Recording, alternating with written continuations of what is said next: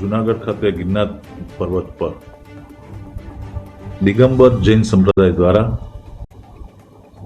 એક જે એમની એક તિથિ હોય છે, એ તિથિ દરમિયાન અહીંયા વિવિધ રાજ્યોમાંથી પણ દિગંબર જૈન સંપ્રદાયના લોકો એમની જે કંઈ ધાર્મિક માન્યતા છે, ધાર્મિક માન્યતા પૂરી કરવા માટે આવે છે.